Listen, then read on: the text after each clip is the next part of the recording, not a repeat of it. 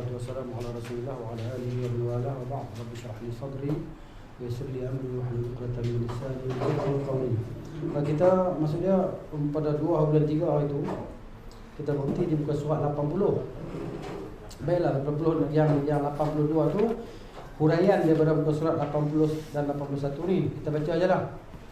Kita baca dan kita baca makna dia, kemudian kita pergi kepada huraian dia insya-Allah.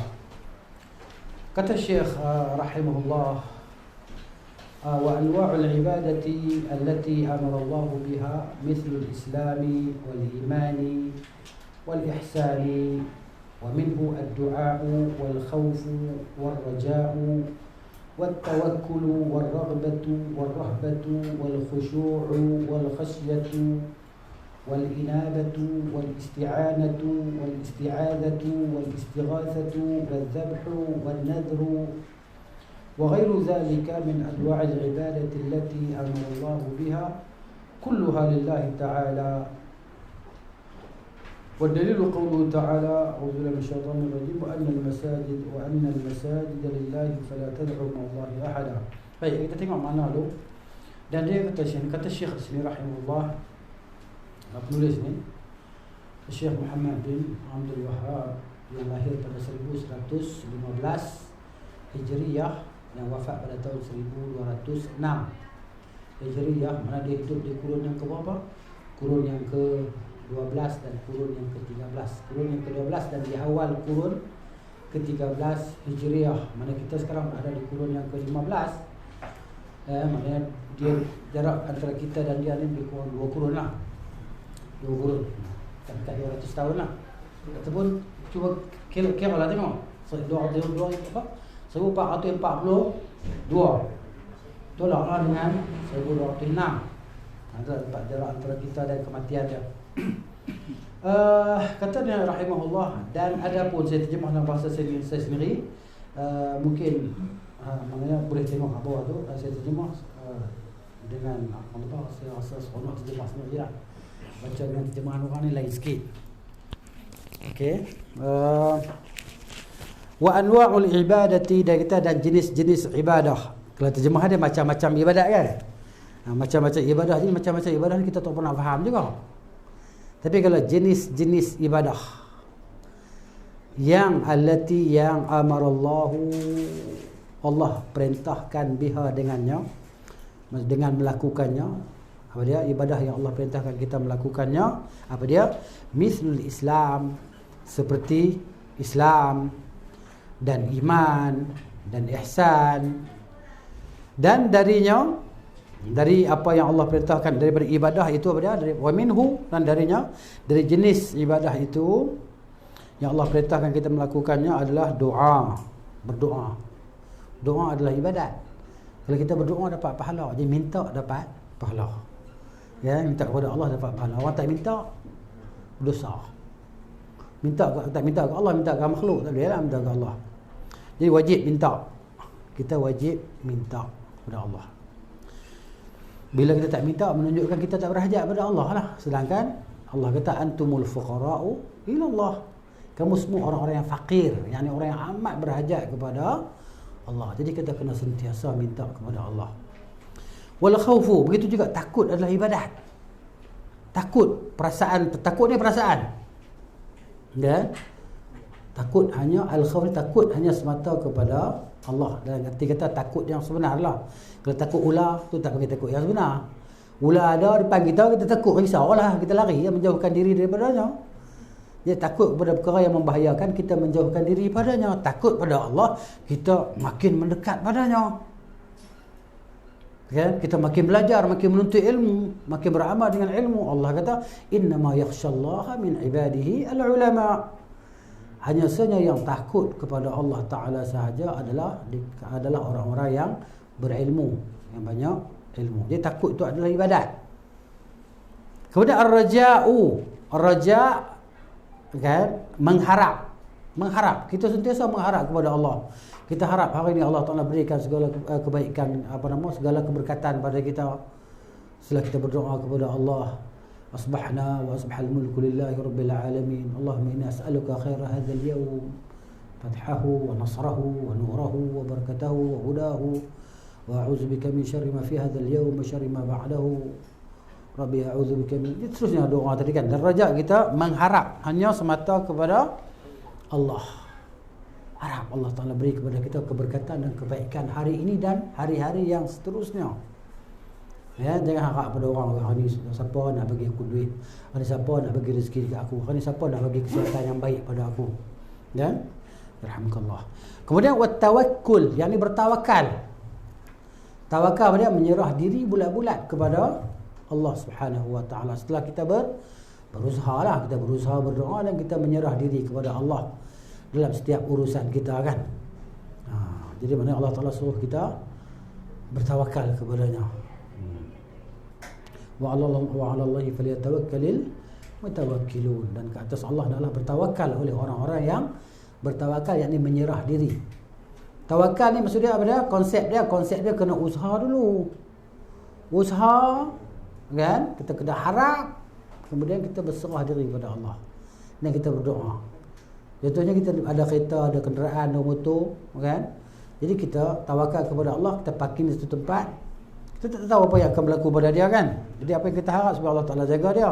Tapi kita laksanakan sunnah kauniyah dia. Sunnah kauniyah ni tuntutan alami. Tuntutan alami apa dia? Tinggal kereta kena kunci elok-elok. Jangan tinggal barang berharga dalam kereta, jangan tinggal beg dalam kereta, atas kursi kereta jangan tinggal, walaupun beg tu ada Quran saja. Orang nampak beg, orang ingat barang berharga, maka dipecahnya cermin kereta kita. Itu tak memenuhi tuntutan tawakul atau tawakal. Jadi kita kena bertawakal kepada Allah, bukan buat tawakal. Tawakul tak boleh. Ya, jadi kita kena usaha, kena bertawakal, dan jadi mana kita laksanakan sarana tawakal itu. Ini mana saya belum pergi kepada baca syarah daripada saya sendirilah. Nanti kita baca syarah Syekh Ibn Utsaimin supaya lebih nampak jelas. Waraghbatu, ar-raghbah ni maksudnya gemar kepada Allah. Ar-raghbah ni kita gemar nak mendekatkan diri kepada Allah. Sebab tu bila orang yang dikenal Allah Ta'ala, dia terus suka menyendiri. Bukan menjadi arti kata mana dia nak buat benda tak elok, menjadi dia bertafakur. Macam Nabi kita SAW bersendiri di gua Hira. Sebelum turun perintah kepadanya, sebelum dia tu jadi rasul. Bila dia jadi rasul sallallahu alaihi wasallam, tak boleh dia menyendiri daripada umat dia. Dia kena sentiasa berada di kalangan umat dia. Tapi sebelum dia jadi rasul, mana dia bertafakur, berfikir. Jadi kita bila duduk seorang ni, kita boleh berfikir, merenung, kan? Gitu. Jadi raghbah maksudnya gemar dia kepada Allah. Warahbatu, dan maksud rasa gerun, gentar dia kepada Allah, kekuasaan Allah kan. Dia tengok kepada langit yang begitu tinggi, tengok kepada gunung ganang yang begitu tinggi, begitu teguh, tengok kepada lautan yang luas. Dia tengok kepada keindahan alam ni, dia rasa insaf.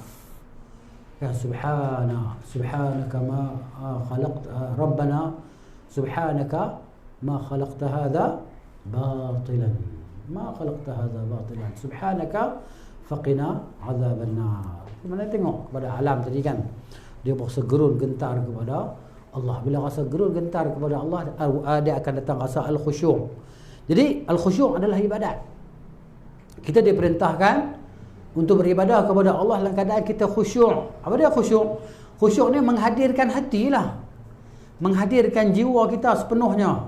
Ketika kita solat, wajib ada khusyuk dalam solat. Mana kita tahu bahawa sedang kita berhadapan dengan Malikul Muluk, raja segala raja, kan? Yang maha memberi, yang maha memiliki, yang menarik apa yang dia telah beri, yang memberi dan terus memberi, yang menghidupkan dan mematikan, memberi kesejahteraan, menimpakan mudarat dan kesenangan, kebahagiaan. Khusyuk kita tadi kan. Kita mulakan dengan takbiratul ihram. Maksudnya takbir membesarkan Allah Ta'ala ketika kita masuk dalam solat tadi, mengharamkan kita ni buat benda lain. Bila Allahu Akbar, tak boleh nak sembang dah. Allahu Akbar, haram dah kita makan minum. Allahu Akbar, haram kita jalan ke sana kemari. Khusyuk. Kita hadapkan jiwa dan diri kita kepada Allah Subhanahu wa taala, munajat kepada dia. Adakah kita berhadap ke depan Tuhan di hadapan? Tidak, bukan Tuhan tu di hadapan kita. Zat dia, maknanya itu perintah dia. Perintah dia yang kita tahu melalui wahyu, Al-Quran dan sunnah, bahawa bila nak solat kita kena menghadap ke arah kiblat. Bukan Tuhan tu zat dia ada di kiblat tu, bukan maksud gitu. Kan nanti orang kata pula, kamu ni orang Islam sama dengan kami ya. Kamu sembahyang menghadap dinding. Kamu sembahyang menghadap pokok, lagi teruk kamu. Solat kan kami menghadap ni ya. Kamu menghadap pokok, menghadap dinding, menghadap rumah, menghadap orang. Kan? Kalau tepi pantai menghadap laut. Kan?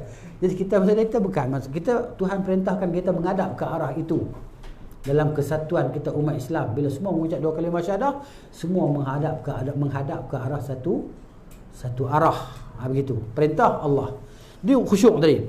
Wal khasyah, dan rasa takut. Al khauf pun takut, al khasyah pun takut. Cumanya beza perkataan khauf dan khasyah ni ada sikit perbezaan dia. Yang khasyah ni rasa, khasyah maksudnya takut yang bukan takut kita kata takut, tapi kita dalam keadaan kita menghormati, mengagungkan. Takut dalam keadaan kita mengagungkan. Ada orang takut polis. Takut polis. Kan? Weh, polis. Kan? Pakai tali pinggang. Sekali kan, bukan tali pinggang. Lepas tu berhenti boleh tahan. Assalamualaikum cik. Tumpang lalu cik. Hormat dia. Lepas bila polis ada rimas, dia kata rimas. Buka balik tali pinggang. Itu takut maknanya yang tidak mengagungkan, tidak maknanya menghormati. Tapi al-khasyah takut mengagungkan Allah Subhanahu wa ta'ala. Sebab tu bila masuk waktu duduk seorang-seorang kita pun kita solat. Masuk waktu zuhur kita solat. Padahal kita seorang aja. Bukan nama ayah kita tengok pun. Tapi kita melaksanakan solat. Wal inabatu. Inabah ni maksudnya sentiasa rujuk kepada Allah, kembali kepada Allah. Tersilap jalan, kembali ke pangkal jalan. Buat dosa, kita istighfar, astagfirullah. Kan kemudian kita terbuat dosa pula. Dosa dia tak panggil terbuat, dia panggil buat. Kalau terbuat tak dosa.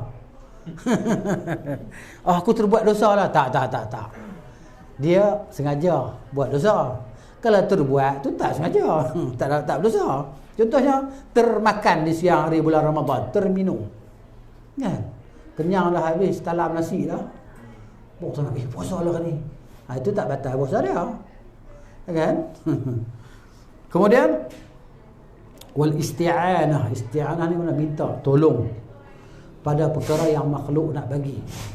Makhluk tak mampu nak bagi. Kan? Contohnya minta roti canai sekeping. Tokek dia mampu bagi. Bang, saya tak makan 2 hari, minta roti canai sekeping boleh tak? Boleh. 2 keping boleh, saya boleh bagi. Dah tak cukup, kita tambah lagi, ambil free. Kan? Itu makhluk mampu beri. Tapi apa yang makhluk tak mampu beri? Doktor, tolonglah selamatkan saya daripada virus corona ni. Doktor kata saya pun tengok pakai macam mana. Kan?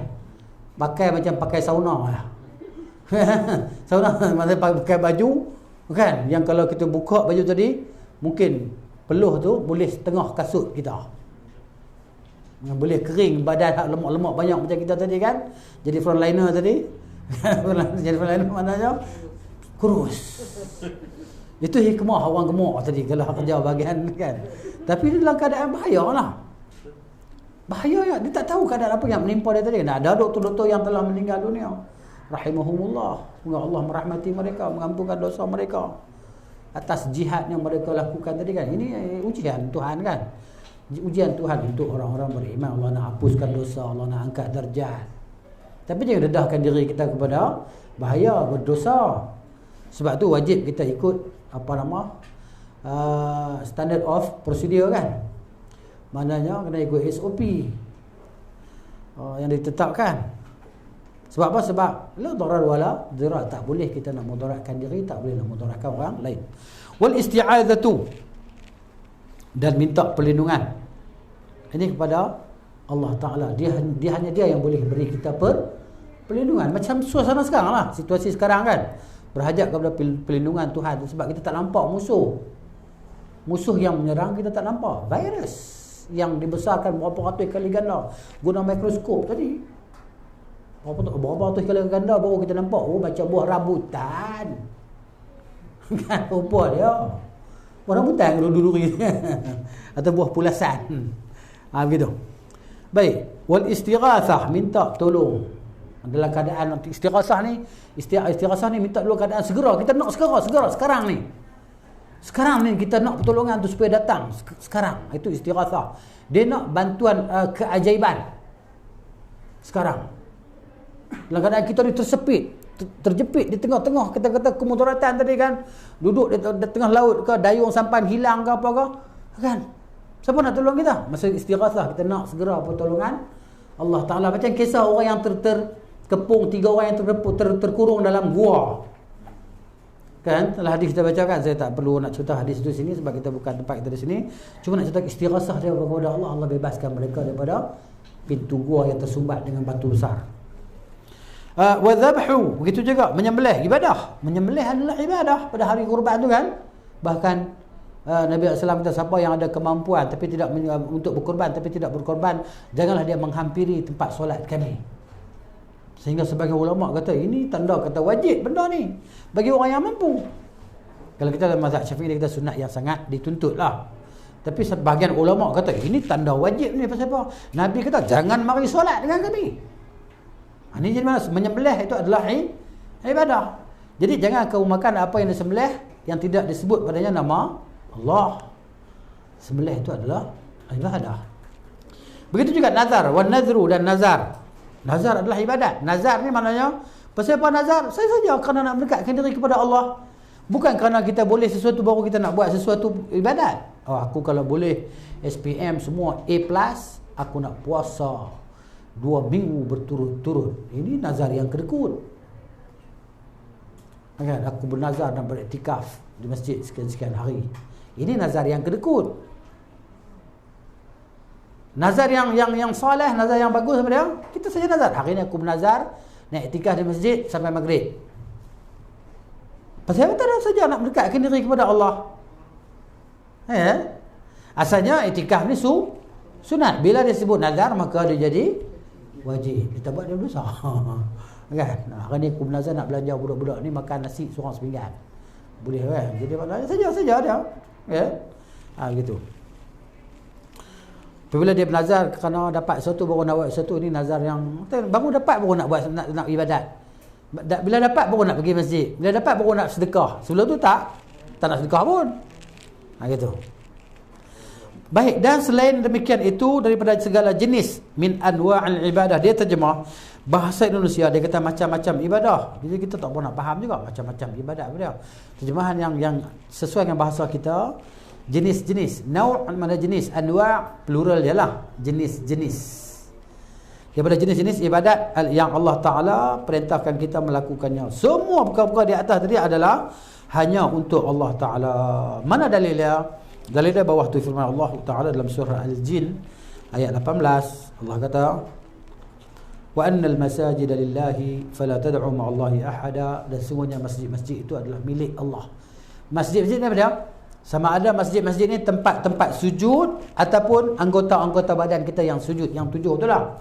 Ni 2 tapak tangan, 2 lutut dan 2 hujung jari kaki kita kan. Itu anggota-anggota sujud. Jadi masjid sama ada tempat-tempat sujud, masjid ke surau ke di rumah ke mana ke ataupun anggota sujud kita lah. Jadi semua itu adalah milik Allah Subhanahu Wa Taala. Bila kita letakkan dahi kita di situ adalah kerana Allah Taala, bukan kerana siapa-siapa. Kan? Dan anggota badan kita ni bila dia meletakkan di bawah itu 7 tadi, itu adalah sujud kita kepada Allah Ta'ala tadi.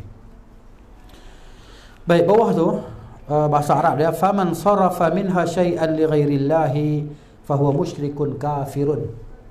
Barang siapa yang memalingkan sesuatu daripada hak tersebut di atas ibadah-ibadah itu untuk selain Allah, fahuwa musyrikun kafirun, maka dia orang musyrik dan orang kafir. Pergi minta pada orang dalam kubur yang dianggap sebagai wali-wali dan sebagainya, ya Syekh wali tolonglah tunaikan hajat kami seperti ini. Orang ni orang musyrik dan kafir.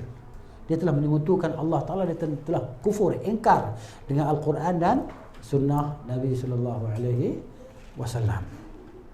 Mana dalilnya? Berdalil qauluhu ta'ala, dan dalil adalah firman Allah Ta'ala dalam surah Al-Mu'minun ayat 117.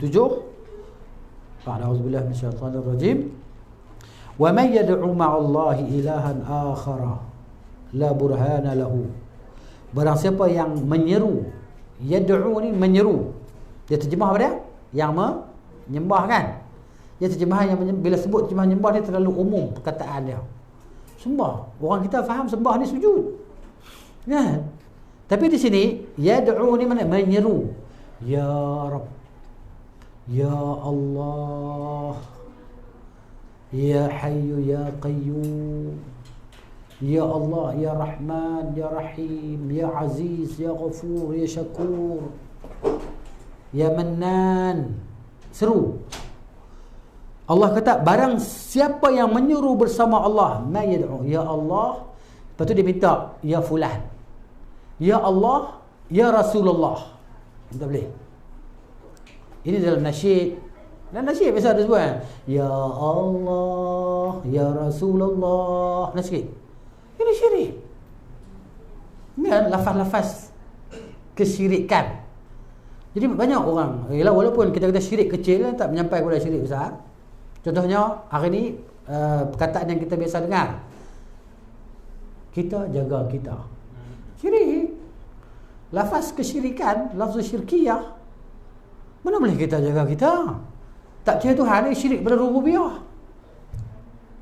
Tapi kalau dia tak i'tiqad macam tu, mana dia berada dalam keadaan syirik kecil lah. Maksudnya bukan kafir keluar dari Islam, tak lah. Tapi syirik kecil, tangga untuk ke syirik besar. Ini orang tak ambil perhatian ramai kan. Tadi masjid surau tulis benar dia kan. Masjid. Kita jaga kita. Kita jaga kita. Mana boleh lafaz tu? Tukar lafaz lain lah. Tukar lafaz tauhid. Ya kan?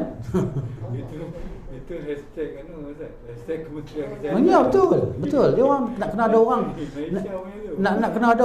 nak kena ada orang yang bagi tahu benda depan. Benar ni kita tak terfikir. Memang. Tak, orang tahu macam kita ni sebab maknanya mungkinlah kita ni tauhid kita ni lah, kita tak dididik dengan tauhid yang setiap kehidupan kita, celik, tidur, pejam mata kita tak diajar dengan tauhid. Padahal semua perkara itu adalah tauhid. Doa bangun tidur, doa nak tidur, doa makan, semua tu adalah akidah, itulah tauhid semua. Bila tidur apa dah? Alhamdulillahilladzi ahyana ba'dama amatna wa ilaihi nusyur. Siapa yang menghidupkan kita? Siapa yang mematikan kita? Wallazi yatawaffal anfusa hina mautiha. Siapa dia? Yang telah mematikan jiwa-jiwa tadi ketika dia mati, iaitu ketika dia tidur. Tauhid. Ini semua kerja kita, kan? Likulli lakallahu. Segala perkara itu untuk kita adalah Allah. Allah. Ingat Allah. Dia yang memberi, dia mengambil. Ya kan? Maknanya dia yang menimpakan dan dia yang menyenangkan. Allah. Jadi tak dididik kita, diajar kita dengan kecil-kecil tadi dengan pada Allah. Tauhid tadi kan, akidah tu. Bukan dekat rububiyah saja. Oh, Tuhan saya yang ciptakan ni, Tuhan saya yang buat ni. Bukan rububiyah saja, bahkan uluhiyah. Apa dia uluhiyah? Maknanya ni. Jadi Allah menciptakan. Hanya dia sahaja yang menciptakan dan segala ibadat hanya ditujukan kepada dia. Itu uluhiyahnya. Ketuhanan tadi kan. Kaitkan diri kita dengan tauhid al-ibadah, ya tauhid uluhiyah, selepas rububiyah, uluhiyah dan asma wa sifat sekali lah. Kemudian dia kata, ini Allah Taala sebut ni, barang siapa yang menyeru bersama Allah ilahan akhar, Tuhan yang lain. Tuhan ni apa dia? Sembahan yang diibadahi, sesuatu yang dituju. Ilah ni apa dia? Sesuatu yang ditujukan padanya segala bentuk ibadah. Ibadah tadi ni, takut, harap, apa dia lagi? Seruan, berdoa, kan? Ditujukan hanya kepada dia. Tapi kalau ditujukan kepada dia pun ditujukan, kepada selain dia pun ditujukan juga, maka apa dia? La burhana lahu, tidak ada dalil baginya. Tak ada satu pun dalil baginya tentang itu. Tuhan tak suruh pun. Tuhan tak suruh sembah dia, dan tak suruh sembah bersama dia sesuatu pun. Allah suruh sembah dia, dan Allah tak suruh sembah Rasul dia. Allah hanya suruh kita ni sembah dia, tak suruh kita sembah Rasul dia. Tiba-tiba ada orang nak sembah Rasul. Nabi kata mana boleh. Kalau boleh sembah sujud kepada manusia, aku akan suruh isteri sujud pada suami. Tapi tak boleh. Tak boleh Nabi kita sallallahu alaihi wasallam. Tak ada dalil. Mana Tuhan suruh kita sembah dia saja. Yang ni sembah apa dia? Menujukan segala bentuk ibadat hanya kepadanya. Apa dia ibadat? Kita sebut tadi, kita baca mula-mula tadi kan. Apa dia? Doa, takut, mengharap, bertawakal, gemar kan, khusyuk tadi, bertaubat, minta tolong. Ini semua ibadat. Ditujukan hanya kepada Allah Ta'ala semata-mata. Jadi kalau ada orang buat macam tu, ada orang menyembah bersama Allah sesuatu selainnya, fa inna ma hisabuhu 'inda rabbih, sesungguhnya pertimbangannya di sisi Tuhannya. Allah kata, apa dia pertimbangan Tuhan? Tuhan sebut lepas itulah, innahu la yuflihul kafirun, sesungguhnya tidak akan berjaya orang-orang yang kafir, tidak akan beruntung orang-orang yang kafir, yang ingkar kepada Allah. Ini orang yang menyembah Allah kemudian menyembah selain Allah bersama dengan Allah. Ada sahabat mari, dia kata, ya Masya Allah wa syi'tah, ya Rasulullah, dia kata, dengan kehendak Allah dan dengan kehendakmu. Nabi kata, aja'altani lillahi adlan, maka Muhammad SAW, kamu jadikan aku ni sekutu bagi Allah. Bal masya'allahu wahdahu, bahkan katalah hanya Allah Ta'ala sahaja yang menghendaki. Ya kan? Sebab tu Allah Ta'ala suruh Nabi SAW kata, aku tidak memiliki untuk kamu mudarat dan manfaat. Katakanlah aku tidak mengetahui segala yang ghaib, dan aku tidak memiliki segala perbendaharaan. Allah Ta'ala aku tak memilikinya. Kalau Allah nak bagi, baru aku boleh bagi. Hatta mukjizat Nabi SAW, Nabi tak boleh buat ikut suka.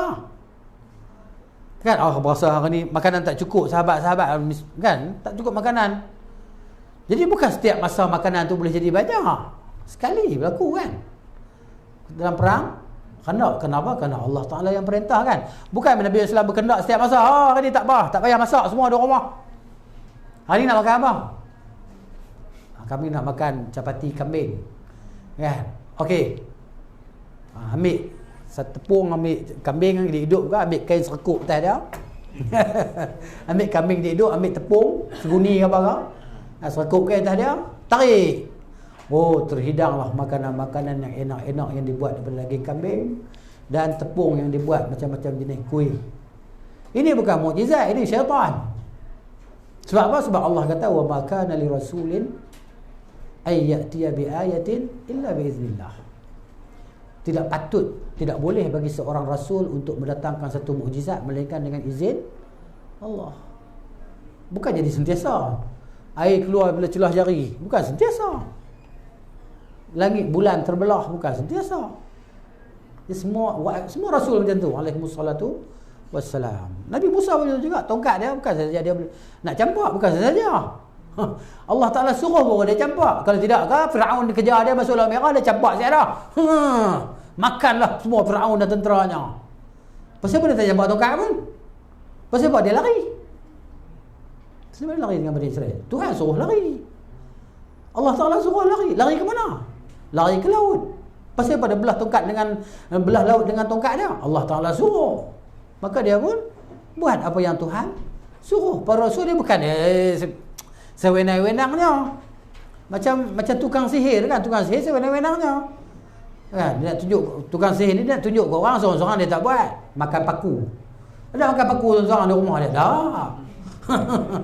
Tak makan paku seorang-seorang dia. Dia buat tunjuk video apa semua kan. Ni paku. Bukan paku dia makan tu. Mungkin apa nama maruku. Kita nampak macam paku. Gitu.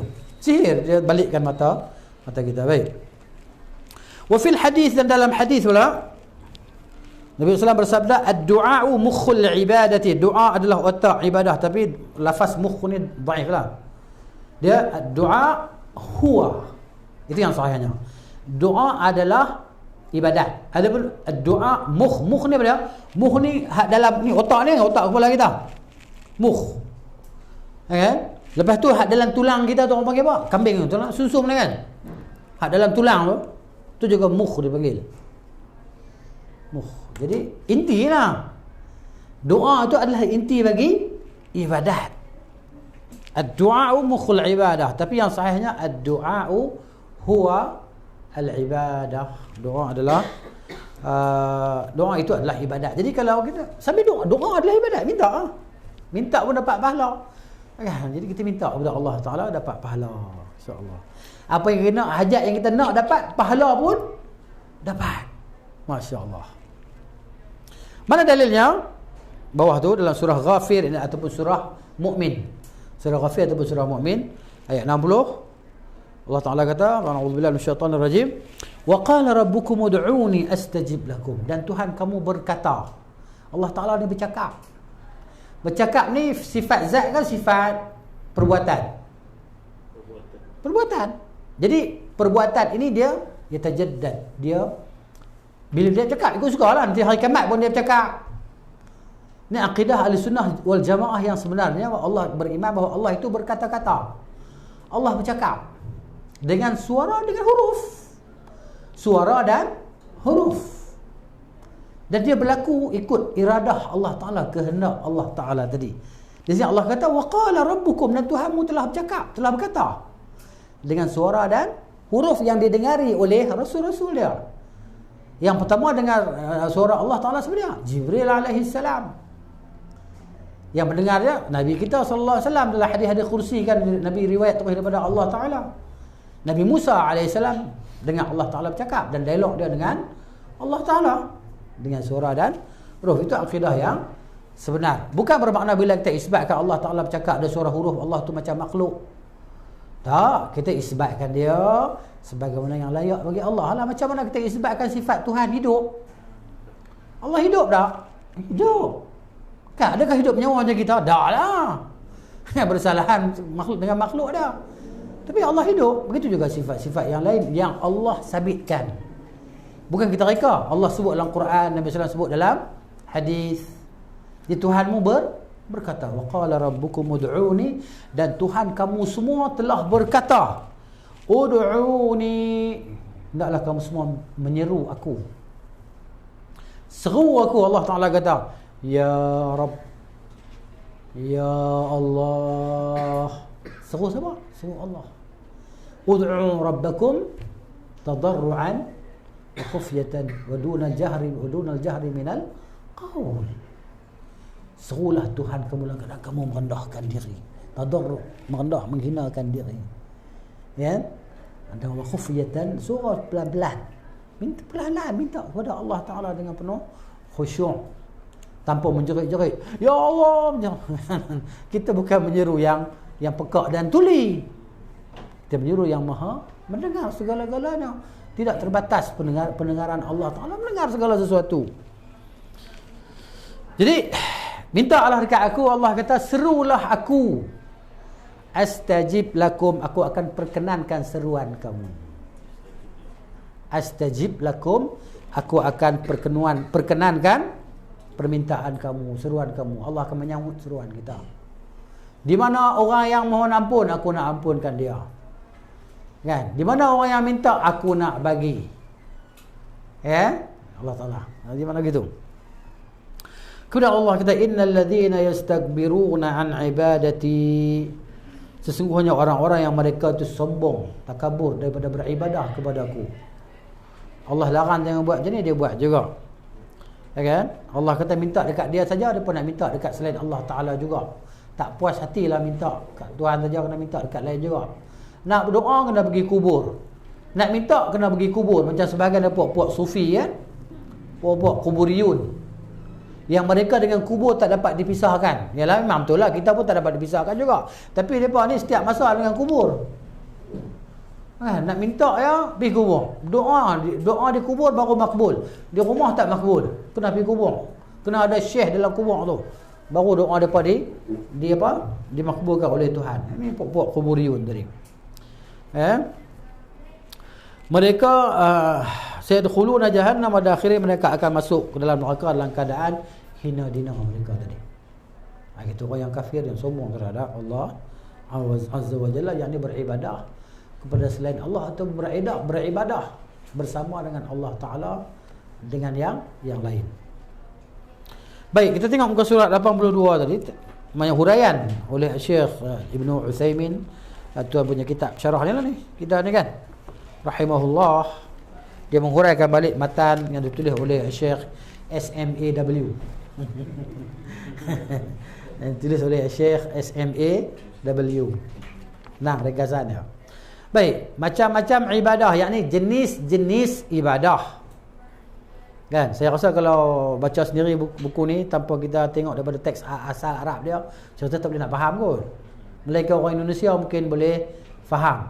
Kalau kita orang Melayu ni, macam-macam ibadah. Macam-macam ibadah ni macam mana? Kan? Jadi, jenis-jenis ibadat. Sebab tu buku-buku terjemahan ni nampak ya terjemahan. Aku pun boleh baca buku ni. Buku terjemahan je, baca di rumah je. Buka-buka tengok, jumpa macam-macam ibadat, jam terus. Alah, tak ada baca buku ni. Kenapa cari orang tolong baca kat kita pula lah. Baik, dia kata yang pertamanya, wa anwa'ul ibadati allati amara Allah biha mithl al-islam wal iman wal ihsan. Jadi macam-macam ibadah, yakni jenis-jenis ibadah yang diperintahkan Allah adalah apa dia? Islam. Dan adalah Islam tu ada apa dia? Ada sembahyang, ada puasa, ada solat, ada mengucap 2 kalimah syahadah, sembahyang, puasa, dan seterusnya. Iman. Kan? Iman, benda rukun iman. Percaya kepada Allah, percaya kepada seterusnya. Kemudian ihsan, beribadat seolah-olah kita nampak Tuhan, kan? Tapi kita tak nampak Tuhan, Tuhan nampak kita. Baik, penulis yang ni SMAW menjelaskan. Wajib bagi kita menyembah, yakni beribadah. Saya terjemahkan beribadah. Menyembah di sini saya terjemahkan dengan beribadah supaya lebih jelas faham kita lah. Wajib bagi kita beribadah kepada Allah, yang menyembah Allah dan tidak menyekutukannya. Wajib. Maksudnya kalau kita tak buat, maknanya ni neraka jahanam kekal selamanya lah. Neraka jahanam kekal selama-lama, tak keluar dah. Selanjutnya beliau menjelaskan, yakni SMAW, beberapa contoh ibadah. Di antaranya Islam, iman dan ihsan. Ketiga perkara itu, apa dia? Islam, iman dan ihsan adalah kerangka agama. Maksudnya the point lah, kan, dalam agama tadi. Seperti dijelaskan dalam sebuah hadis yang diriwayatkan oleh al-Imam Muslim dari rahimahullah, dari Umar bin Al-Khattab radhiyallahu anhu, kata beliau, pada suatu saat ketika kami bersama Rasulullah SAW, tiba-tiba muncullah seorang laki-laki yang sangat putih bajunya. Baju dia macam baru beli. Baju saya ni tak putih dah ni, kelabu lah. Nah, kalau baju baru beli kemarin, hari ni baru keluar kedai, tu putih. Dia kata sangat hitam rambutnya. Kan? Rambut hitam. Rambut kita kelabu. Saya bubuh warna brown, perang, kan? Sunnah lah. Ada janggut bang warna brown. Ini bukan warna hitam saya pakai ni, warna perang, tapi nampak macam hitam tak tahulah. Kan? Tapi warna perang. Ustaz pakai rambut janggut hitam ni, kan?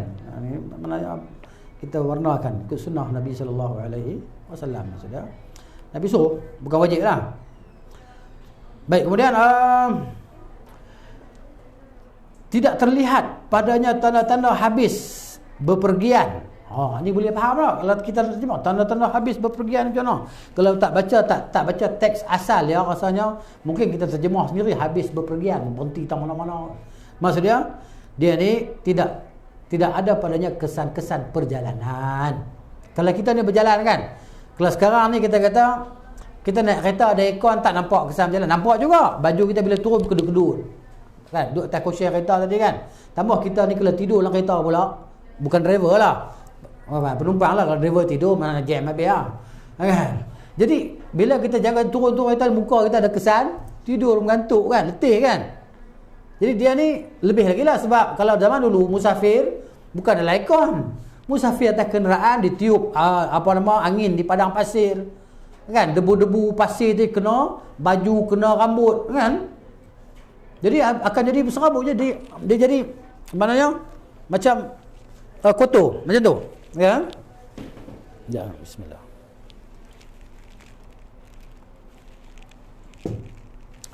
Dia ni tak bersih macam baru keluar bilik, macam baru keluar daripada mandi, siap daripada mandi, dan baru pakai pakaian yang baru. Serta tidak seorang pun di antara kami yang mengenalinya, padahal kami tak kenal pun dia.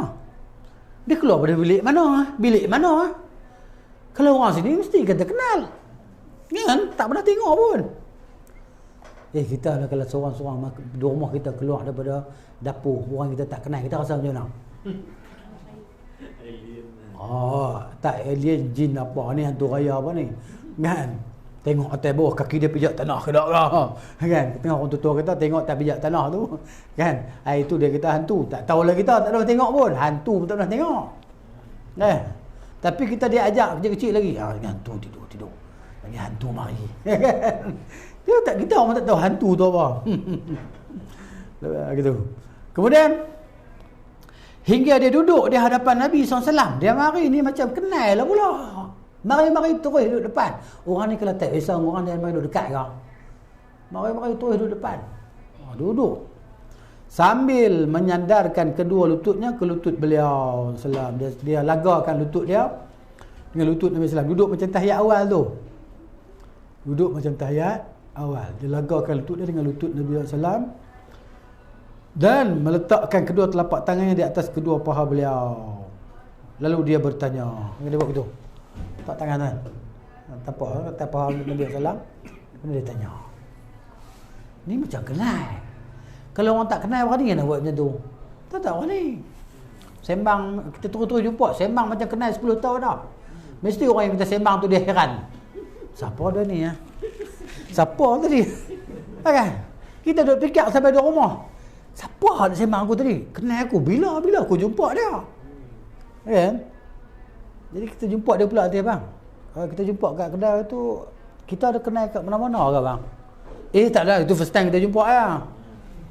Pasal apa? Orang nampak macam ramah sangat. Ini mustahil. Hampir kepada mustahil lah. Kecuali orang yang berniaga direct selling lah apa dia pun kena ramah. Tak kenal kita pun dia pun buat kenal juga. Kemudian dia tanya, wahai Muhammad. Sebut nama pula. Ini macam tak ada adab. Orang. Dia ni kalau rendah darjat daripada Rasulullah SAW, dia akan sebut sama dia ni darjat dia lebih tinggi daripada Rasulullah SAW, ataupun dia ni memang tak kenal Rasul. Orang tak kenal macam mana? Para sahabat diajar oleh Allah Ta'ala. Jangan kamu jadikan seruan kamu kepada Rasulullah SAW sebagaimana kamu menyeru sebahagian kamu. Sahabat dulu panggil ya Muhammad kan, Allah Ta'ala larang suruh panggil ya Rasulullah. Dia ajar para sahabat untuk beradab dengan Rasulullah SAW. Ya Rasulullah kan? Bahkan pula Allah Ta'ala suruh sahabat-sahabat jangan duk kuat suara depan Nabi. Ada sahabat seorang tu kan, dia ni dia panggil penyampai daripada perkataan Nabi. Nabi SAW cakap, dia duduk sana, suara dia kuat, dia cakap kuat untuk sampaikan apa yang Nabi sampaikan. Bila turun ayat tu, maka dia duduk rumah, dia kata, dia duduk rumah tak keluar. Kita bila amalan aku terhapus. Dia rasa duka cita yang amat sangat, takut amalan dia terhapus. Dia masuk dalam rumah, duduk dalam rumah, dia tak keluar sampai Nabi tanya, mana kawan ni? Dia kata dia kan, dia bercerita dia ni dah kan suara dia kuat, dia suara Rasul kan. Masalah Nabi kata bukan, kamu tak termasuk tu. Dia ni penyampai daripada Rasul SAW. Nabi bercakap, orang duduk belakang tak dengar, dia tolong sampaikan kepada orang belakang. Jadi gitu. Maknanya adab dengan Nabi tu kan, sampai sahabat-sahabat nak bercakap dengan Nabi SAW berbisik. Sampai dia pun terpaksa macam kena kontrol volume tu kan. Kena kontrol betul. Takut lebih dia punya limit dia, dosa, terhapus amalan dia pun. Maka beradab dia dengan Nabi, dia bukan cakap jauh, tapi cakap dekat-dekat Nabi SAW. Tengok pun tak tengok macam tu. Macam Amr bin Al-As kan, bila dia kata, bila dah Rasulullah wafat nanti masa hujung umur dia kata kalau orang suruh aku sifatkan wajah Nabi, aku tak reti nak sifatkan macam mana. Sebab aku tak pernah tengok muka Nabi dengan sepenuh biji mata aku. Kerana ta'zimnya dia tadi kepada Nabi SAW. Maksud dia sembang Nabi, dia tak tengok macam tu kan. Kita kalau tengok, kita boleh kenal dah orang ni, jumpa kat mana-mana kita boleh kenal. Ini kata Amr bin Al-As radhiyallahu anhu. Baik. Kemudian dia kata, wahai Muhammad, khabarkan padaku tentang Islam. Dia tanya Nabi SAW. Tapi yang pelik dia ni panggil Muhammad. Kalau Tok Guru panggil anak murid, panggil nama lah. Kan? Tapi anak murid tak panggil Tok Guru nama. Azhari. Minum dulu. Okay. Jadi ustaz bukan. Mana dia terkejut sikit lah. Kan? Biasa kau ni panggil ustaz tu, orang ni panggil daripada sama je lah. Kan? Tapi biasalah kita adab-adab kita kan. Gitu. Nak murid main belakang, tampak belakang kita. Bau tampak belakang kita. Tengok. Kawan rupanya budak hak ngaji dengan kita. Jadi kita rasa terkejut kan. Adab tadi. Ni tapi macam mana dia panggil Muhammad, panggil nama ni? Kan kalau dia anak murid kepada Rasulullah SAW, dia akan panggil ya Rasulullah. Ceritakan kepada saya tentang Islam. Jadi sahabat duk fikir, duk kacau ni. Dia ni orang Badui kot. Orang Badui yang tak kenal Nabi ni. Dia pun cakap macam tu, ya Muhammad. Kan? Dia pun kasar. Tapi kalau Badui pun siapa dia ni? Kan? Macam duduk sini ya.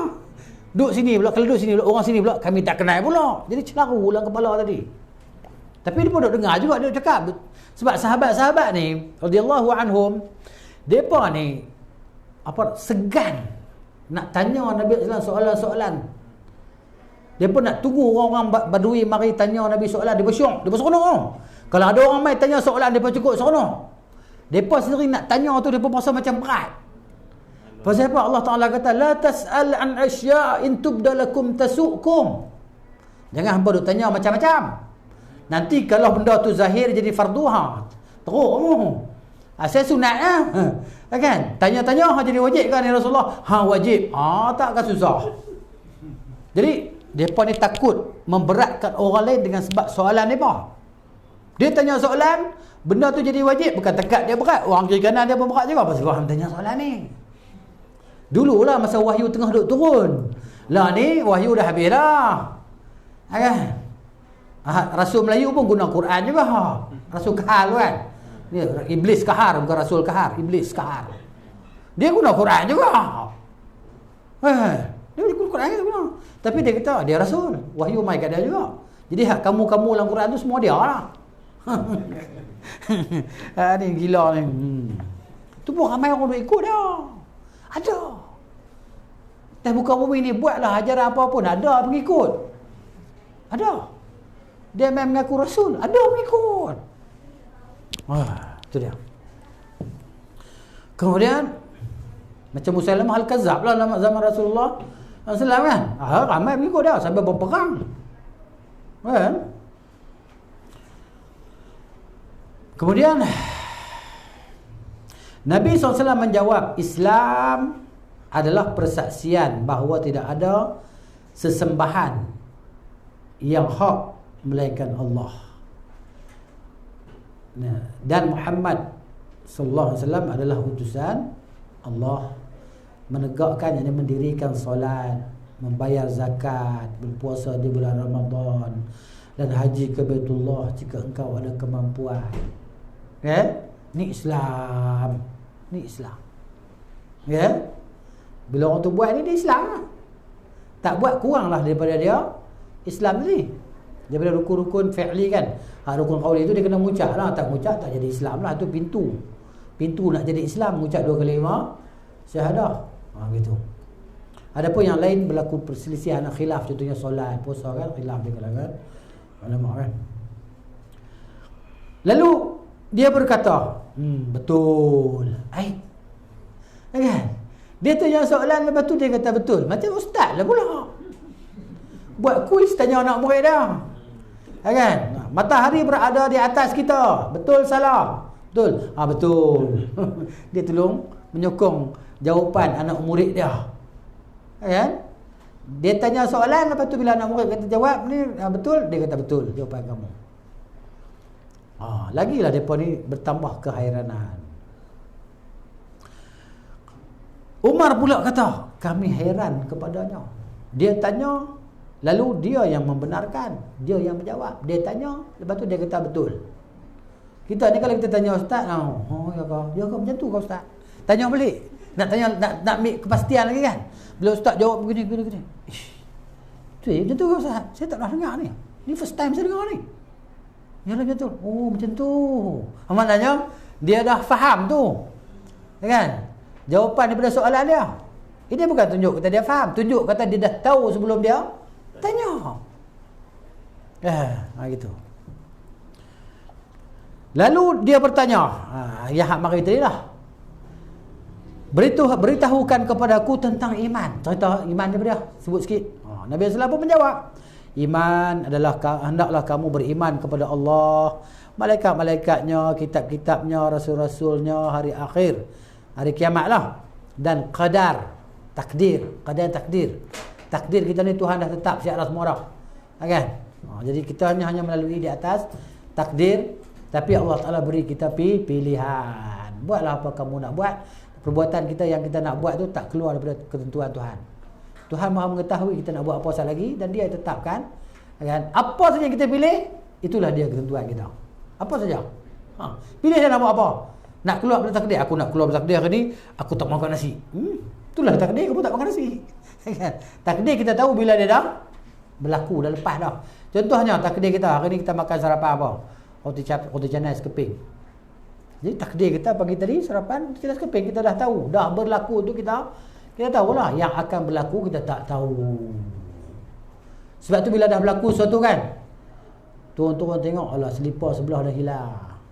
Qadarallahu ma syaa fa'al. Tuhan dah takdir macam tu, apa yang dia kehendaki dia dah buat dah. Contoh takdir cerita panjang lebar lah, tapi tak boleh diperpanjangkan. Para ulama melarang kita memanjang-manjangkan pembicaraan tentang takdir. Kalau ni jangan. Itu hanya beriman macam tu. Baik dan buruk. Ada takdir yang baik, ada takdir yang buruk. Ada iradah kauniyah, ada iradah syar'iyah. Takdir yang kauniyah, apa dia? Ada yang Tuhan, takdir kauniyah ni maknanya mesti jadi. Kan? Mana mesti jadi, tapi tak semestinya Tuhan suka. Takdir kauniyah, takdir alami kan. Tiba-tiba tempat kita ni orang yang baik-baik, yang soleh ni kan, ditimpa musibah ke, sekolah madrasah kita hak sunnah tadi kan, tercabut bumbung dia ke apa ke, banjir ke apa ke. Padahal kita orang duk ikut sunnah Nabi sallallahu alaihi wasallam. Kan? Tapi kena takdir tu. Allah suka tak nak menimpakan keburukan kepada orang yang taat kepada dia? Allah tak suka. Tapi berlaku tak? Berlaku dengan dia panggil takdir tu, kehendak dia yang kauniyah. Yang syar'iyah ni dia berlaku, sama ada dia berlaku ke tak berlaku ke, hak tu Tuhan suka. Kan? Dia tak buat ke tak buat ke, tapi hak nak buat tu, perbuatan tu Tuhan suka. Jadi kata jadi ke? Kan? Tapi Tuhan suka. Tuhan suka kalau apa nama Abu Jahal masuk Islam. Kan? Tapi tak berlaku. Abu Jahal tak masuk Islam. Begitu. Beza di antara kauniyah dan syar'iyah. Faham ke tak faham ke? Tak apalah, lama-lama faham. Buku baru sikit kita baca. Suku baru buku kan. Nanti insya-Allah faham lah tu. Insya-Allah. Baik. Bila Nabi kata macam tu, dia kata balik, kamu benar. Betul. Dia bertanya, kan, beritahukan kepada aku tentang ihsan. Dia dah cerita pula ihsan tu apa. Nabi SAW menjawab, hendaklah kamu menyembah Allah seakan-akan kamu melihatnya. Jika kamu tidak melihatnya, maka sesungguhnya dia melihatmu.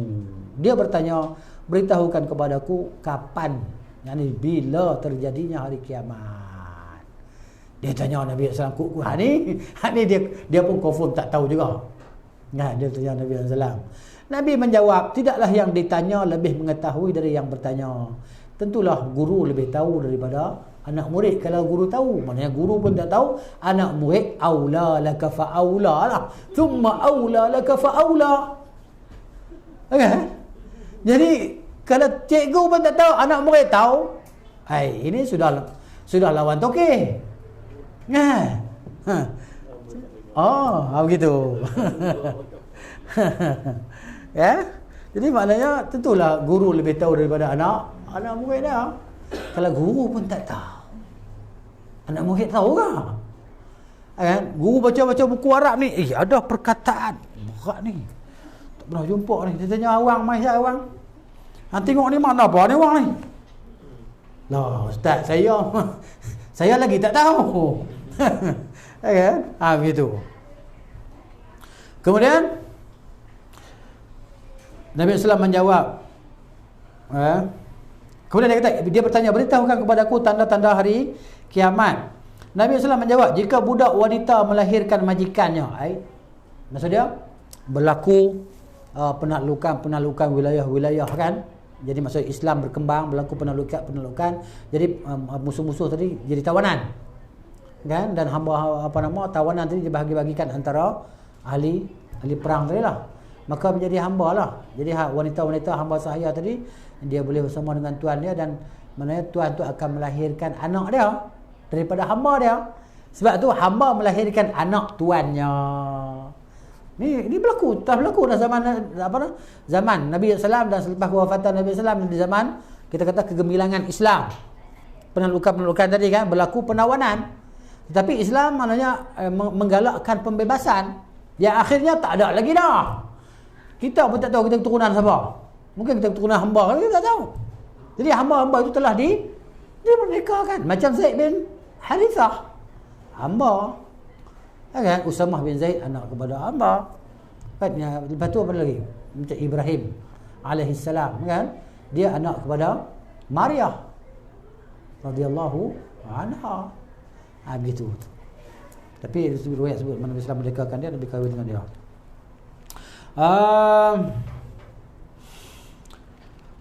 Kemudian, dan jika engkau melihat orang-orang yang tadinya telanjang kaki, tu dia berkaki ayam. Depa tak ada perkataan ni kat depa kot, berkaki ayam. Kita pergi cerita kaki ayam kat depa, kan depa duk ingat sup dah. Sup kaki ayam. Tak pakai kasut lah ni. Orang yang tidak berkasut, berpakaian sekenanya, maksud tidak miskin, pakaian pun tak cukup, tutup aurat pun tak cukup pakaian, miskin sangat, miskin. Dan pengembala kambing pula tu, nanti mereka bermegah-megah dalam membina bangunan-bangunan yang tinggi. Dulu mereka ni orang-orang miskin ya.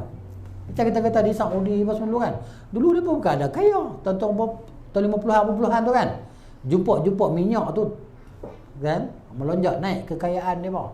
Kaya sungguh, bukan kaya main-main, kan? Jadi maknanya dulu mereka pengembala kambing, berpindah anda dan sebagainya, kan? Jadi gitu. Sekarang mereka memang kaya. Dan bangunan tinggi-tinggi kan dia bina kan. Tengok ada menara sekarang kat Mekah tu ada menara jam pula kan. Lepas tu kat Dubai Burj. Apa? Al-Burj tu kan. Menara tinggi tu. Jadi begitu. Macam kita di Malaysia jugalah. Kita di Malaysia dulu bukan ada KLCC, menara berkembar apa semua tu. Bukan ada. Kan, tapi dah semakin lama kan, daripada jumpa Petronas, jumpa minyak apa semua, jadi negara menara Petronas dia panggil kan. Begitu. Jadi maknanya kan dulu susah. Macam kita kecil-kecil dulu tak tahulah. Macam kita kecil-kecil, sebahagian kita, kebanyakan kita kecil-kecil dulu susah kan. Kebanyakan kita miskin. Pelita minyak tanah, mana ada elektrik tak ada. Nak makan ikan kena pergi mancing. Kan, pergi ambil ikan dekat lubuk-lubuk mana apa semua kan. Susah ke menerai getah. Mak ayah kita susah dulu. Kan kita pun bila tapi sampai satu tahap kan. Dulu kalau boleh basikal tu kira masya-Allah lah. Boleh naik basikal tu kira orang berada lah. Dulu. Contoh dia. Tapi semakin kehidupan ni semakin dia ke arah pembaikan.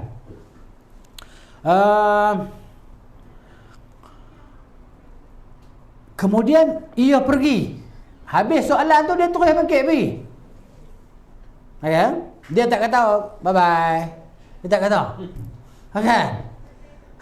See you. Tak jumpa lagi kan? Tak ada. Dia kata dia terus bangkit pergi. Dia pun dah tengok macam tu. Ya? Kemudian Rasulullah dah kenal dia. Cerita dia Rasulullah SAW sudah kenal orang tadi. Tapi tak bagi tahu lah dekat saya. Oh ni kawan ni Jibril datang ni. Duduk elok, duduk diam. Kan? Jangan duduk bersembang. Jibril mari ni. Nabi tak kata apa pun. Nabi beri tumpuan kepada Jibril alaihissalam. Sahabat-sahabat dia tengok tercengang-cengang. Dan Nabi pun tahu depa ni heran.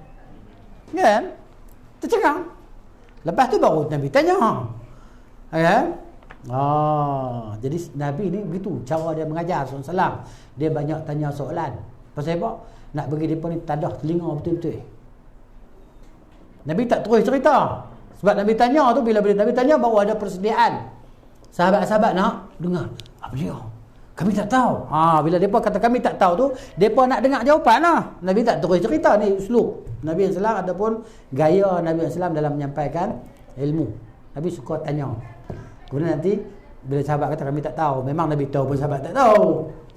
Ya. Pasal apa? Sebab dia adalah utusan Allah. Kemudian dia pergi, setelah aku berdiam lama, Nabi SAW bersabda kepada aku. Sahabat tak tanya pun.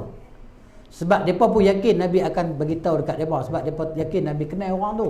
Sebab Nabi tak tanya, ni mari mana ni? Tak nak tengok pun. Nabi tak tanya. Nabi sembang macam kenal lama Jadi dah lama tu, setelah aku berdiam lama, Nabi SAW bersabda kepada aku, wahai Umar, tahukah kamu siapa orang yang bertanya tadi? Kamu tahu tak siapa tadi? Sebab apa? Sebab Nabi dah kenal. Nabi tak tanya. Nabi tanya bukan maknanya Nabi tak tahu. Seperti dia tadi ya. Kenapa? Kerana Nabi tak kenal, tentu Nabi akan tanya dia tadi lagi. Kamu daripada kabilah mana? Duduk di kampung mana? Datang naik apa? Saya jawab, Allah dan Rasulnya yang lebih tahu. Nabi SAW bersabda, dialah malaikat Jibril yang datang kepada kalian untuk mengajarkan agama kepada kalian. Maknanya Jibril AS ni Allah Ta'ala izinkan dia boleh berupa seperti orang rupa manusia, rupa yang handsome semua tadi kan. Begitu Jibril AS. Padahal Jibril pada rupanya yang asal yang Nabi sebut, dia ni sangat besar. Kalau dia duduk dekat ufuk tu, tenggelam ufuk ni, gelap habis dunia ni. Dan 600 sayap pula tu. Macam mana sayap dia? Kita pun tak tahu. Wallahu ta'ala a'lam. Kira qaryah kampung Nabi Lut tu dia congkel sebelah sayap dia. Nak pergi cari kampung Nabi Lut mana ada dah. Duduk bawah. Hak atas tu jadi laut mati. Itu cerita dia. Jadi habis di sinilah kita berhenti dulu kan. Harap insya-Allah kita boleh manfaatlah daripada apa yang kita baca hari ini, dan Allah Taala beri kepada kita kekuatan iman dan tauhid insya-Allah taala. Jadi wallahu taala alam bissawab. Aqulu qawli hadza astaghfirullah al-azim li wa lakum wa lisa'il muslimin wal muslimat astaghfiruhu innahu huwal ghafurur rahim. Subhanakallahumma wa bihamdika asyhadu an la ilaha illa anta astaghfiruka wa atubu ilaik. Assalamualaikum warahmatullahi wabarakatuh. Alhamdulillah. Insyaallah.